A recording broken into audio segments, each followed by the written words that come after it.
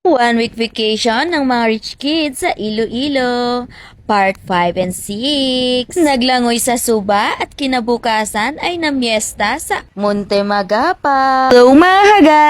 It's me Dolly, the gala era. College graduate pero tambay muna sa ngayon. Gusto yumaman pero ayaw magtrabaho. Oops, joke lang po.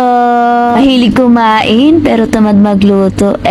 Paglutuan pa kita. Pinanganak sa Anhawan, lumaki sa Taguig na padpad sa Cavite. Para nga akong si Dora, pag-alagala lang pero walang mapa. Join nyo ko sa araw-araw habang sinusubukan ko maging functional adult. Let's go! Aga nga kami nagising yan at nag-harvest si Nini ng takway. Yan kasi yung pangtanghalian namin. Pagkatapos nga mag-harvest ni Nini dyan, dumiretso na kami sa Suba para makapaglangoy, makabanding sa mga pamangkin ko. Kasama na nga dyan si Duding kasi maaga pang umalis si daddy niya. Kaya nung nagising siya, wala na yung daddy niya. Niloloko pa nga namin, sinabi namin na bumalik na si daddy niya sa Manila. Sa may palayan nga kami dumaan yan, kaya nahirapan din kaming bumaba kasi medyo mataas nga. Diretso na kasi dyan sa may Suba. Munti ka na nga akong malaglag dyan kasi hindi ko napansin may madulas palang part. At welcome again sa Suba. Ko lang din yung matangos kong ilong. At ito na nga, tumawid pa kami dyan sa mini ilog. Diyan din sila maliligo.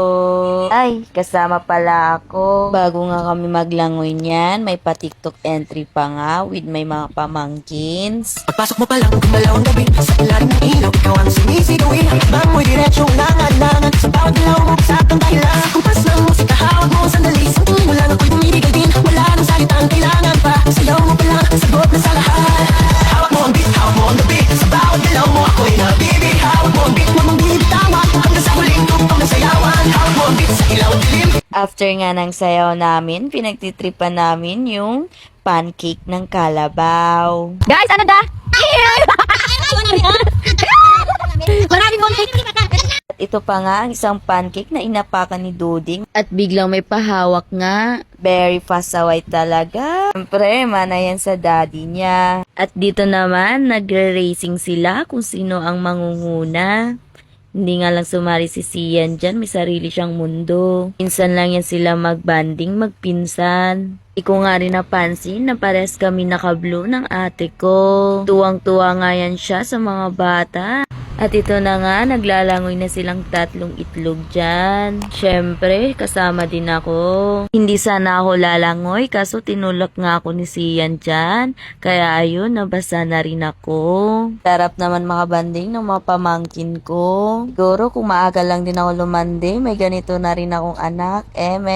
Kaso strict to yung sister-in-law ko, kaya bantay sarado yard. Kaya ang ending, puro mga pamangkin na lang inalagaan ko. At yan nga, pinapakit ako ng mga pamangkin ko dyan sa taas para magtalon-talon kami.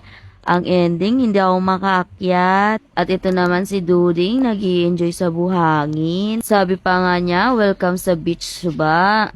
Tuwang-tuwa nga siya dyan. Ang sarap maging bata, no? Try nga namin mag-swimming. Ay umuwi na rin kami at kumain ng tanghalian. At kinabukasan naman ay bumalik ulit kami sa Suba kasama si Kuya. Gusto niya daw mag-ikot-ikot dyan. Bago kami mamiesta ay naglagaw muna kami sa Suba ulit. At ito na nga, nasa biyahe na din kami. Ang way pala namin dyan, galing Guaan. Tapos, Paagka Rupe at welcome sa Monte Magapa. Sobrang tagal ko nga din bumalik dito. Pagkakaalam ko nung bata ako, namiesta din ako dito.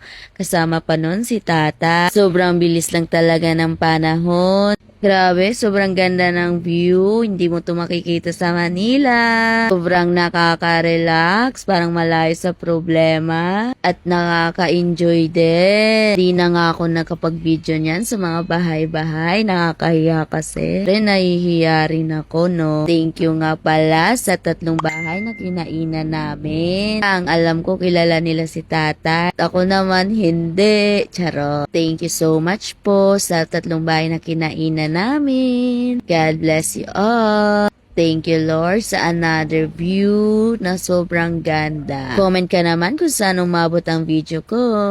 Thank you for watching. Bye!